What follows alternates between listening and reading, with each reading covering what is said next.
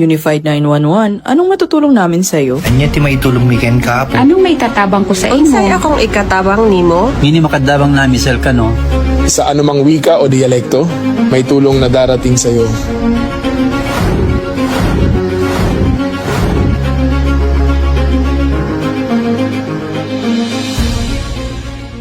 Lilingkod sa bawat Pilipino at magbibigay ng tamang impormasyon para sa tahimik at maayos na Pilipinas. Police News Network, alagad ng batas, tagapagtaguyod ng balitang pulis, sandigan ng mamamayan, patnubay ng katotohanan.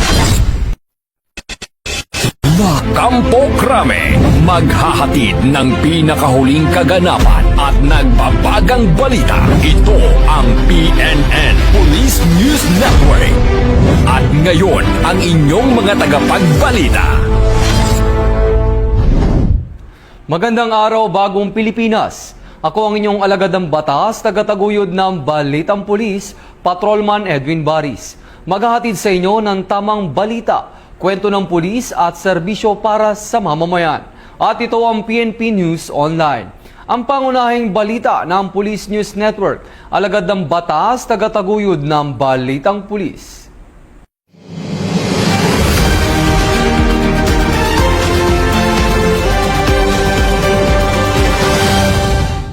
Narito ang mga balitang hatid ng ating PNN correspondents mula sa iba't ibang panig ng bansa.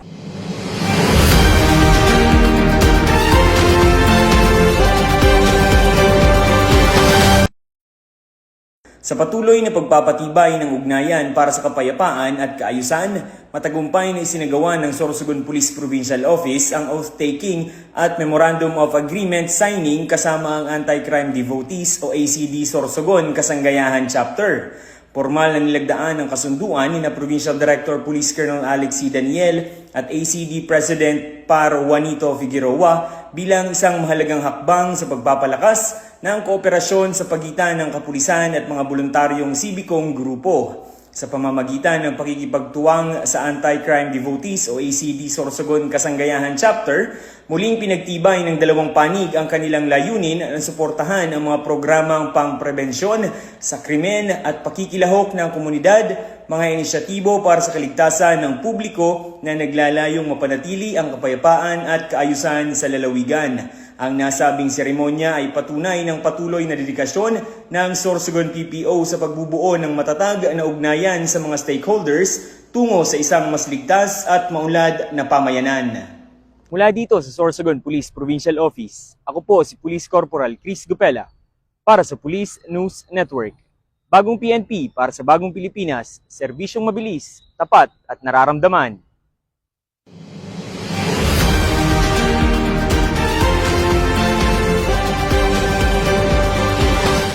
Huli sa paglabag ng Municipal Ordinance sa bahaging baybayin ng Calayan, Cagayan, ang mga tauhan ng Calayan Maritime Law Enforcement Team ay nagsagawa ng monitoring at inspeksyon sa bahaging baybaying sakop ng Calayan, Cagayan sa pangunguna ni PSSG Richard D.C. Felicissimo na sakop ng Western Cagayan Maritime Police Station na pinamumunuan ni Police Captain Jeffrey Q. Eguizabal noong ika-22 ng Mayo taong kasalukuyan bandang alas 12:24 ng hapon. Sa isinagawang operasyon, naobserbahan ng mga operatiba ang isang bangkang nagsasagawa ng pangingisda at matapos ang masusing beripikasyon na pag-alamang walang kaukulang permit ang naturang bangka at maituturing itong hindi otorisadong pangingisda na lumalabag sa Section 31 ng Calayan Municipal Ordinance No. 120 Series of 2015, unauthorized fishing within municipal waters of Calayan, Cagayan. Dahil dito, nakumpiska ng mga otoridad ang mga sumusunod na kagamitan. Isang unit ng 18 HP Yamaha diesel engine na may tinatayang halagang 15,000 pesos, bangkang ginamit sa pangingisda na may tinatayang halagang 65,000 pesos at mga gamit sa pangingisda na may tinatayang halagang 5,000 pesos. Ang nasabing mangingisda kasama ang mga nakumpiskang kagamitan ay pansamantalang nasa kustodiya ng Calayan Maritime Law Enforcement Team at isasangguni sa tanggapan ng Municipal Agriculturist Office ng Calayan para sa maayos na dokumentasyon at wastong disposisyon. PNP Maritime Group ay patuloy sa pagpapatupad ng batas upang maprotektahan ang ating yamang dagat at masiguro ang kaayusan sa baybaying bahagi ng ating nasasakupan. Ako po si Police Corporal Matilde A. Ateneo, PNP Correspondent.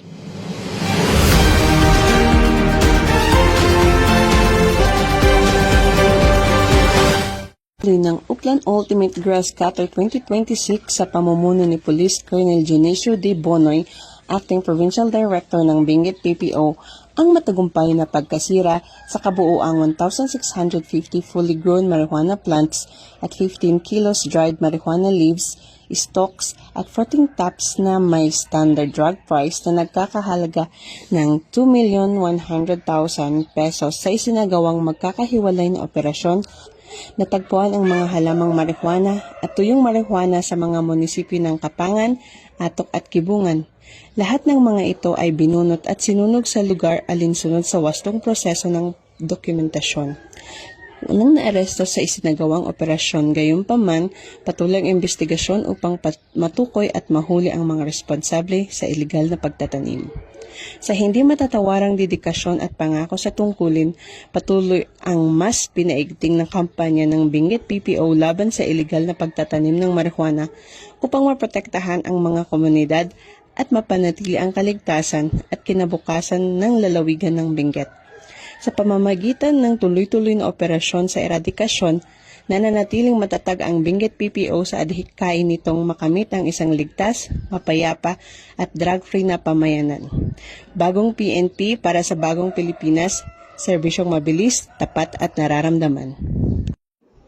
Mula dito sa La Trinidad, Benguet, ako si Police Master Sergeant Beverly L. Pacas, ang inyong PNN correspondent, alagad ng batas, tagataguyod ng Balitang Pulis. Ng Police Regional Office 6, si Police Brigadier General Randolph T. Tuanyo bilang Acting Regional Director ng Pro 6 sa sinagawang arrival honor sa Camp General Martin Teofilo B. Delgado sa Iloilo City noong 25 ng Mayo taong 2026. Naging makulay at makahulugan ang pagtanggap sa pamamagitan ng cultural presentation ng Pro 6 Dinagyang Dancers na tampok ang mayamang kultura at tradisyon ng Iloilo City. Pinangunahan ang programa ng Command Group ng Pro 6 kasama ang mga opisyal at member ng regional staff at national support units. Matapos ang arrival honors, dumala rin si Police Brigadier General Tuanyo sa kanyang unang Monday flag raising at awarding ceremony sa Pro 6 Multipurpose Hall bilang bagong talagang Acting Regional Director ng Pro 6. Ito ang bagong PNP para sa bagong Pilipinas. Serbisyong mabilis, tapat at nararamdaman. Mula dito sa National Headquarters ng Philippine National Police, ako ang inyong PNN Correspondent, Patrolman Edwin Baris, alagad ng batas, tagataguyod ng Balitang Pulis.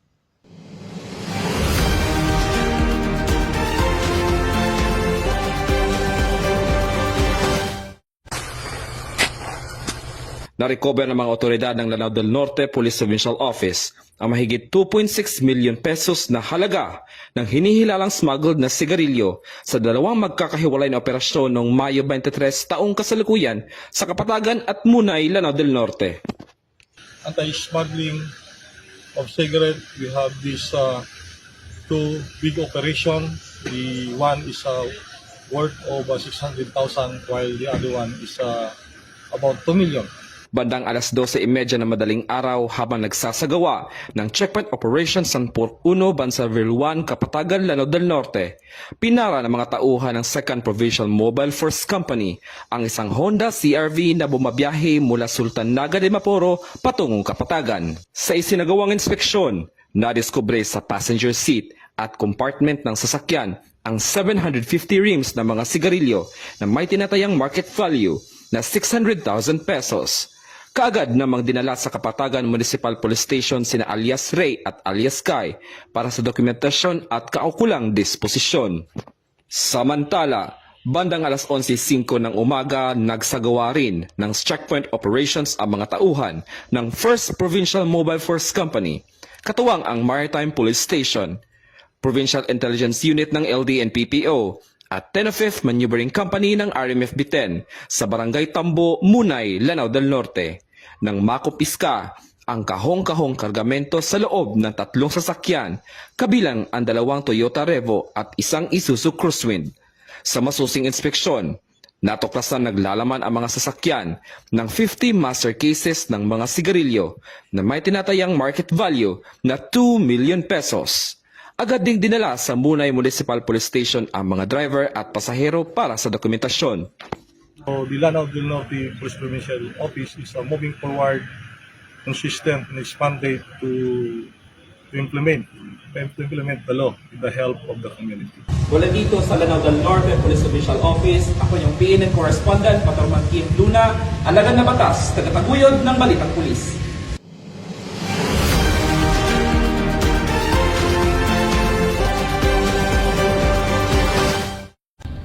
At yan ang mga balitang nakalap ng ating mga PNN correspondents mula Luzon, Visayas at Mindanao.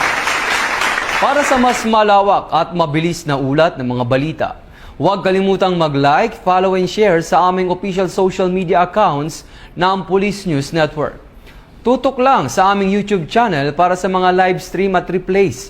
At i-follow kami sa X account para sa mga real-time updates at Facebook account ng Police News Network. Manatiling mapagmatyag at laging alamin ang totoo.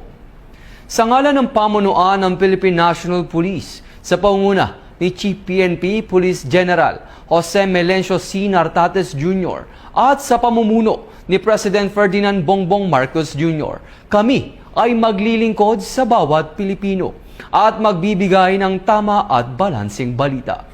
Mula rito sa tanggapan ng tagapag-ugnay ng Pambansang Pulisya ng Pilipinas, kami ang inyong alagad ng batas, tagataguyod ng Balitang Pulis. Ako ang inyong tagapag-ugnay, Patrolman Edwin Baris.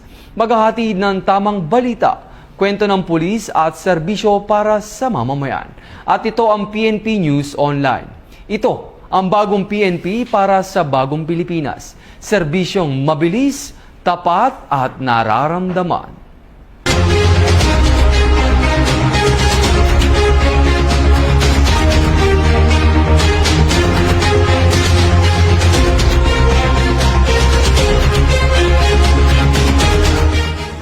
Police News Network, alagad ng batas, tagapagtaguyod ng Balitang Pulis.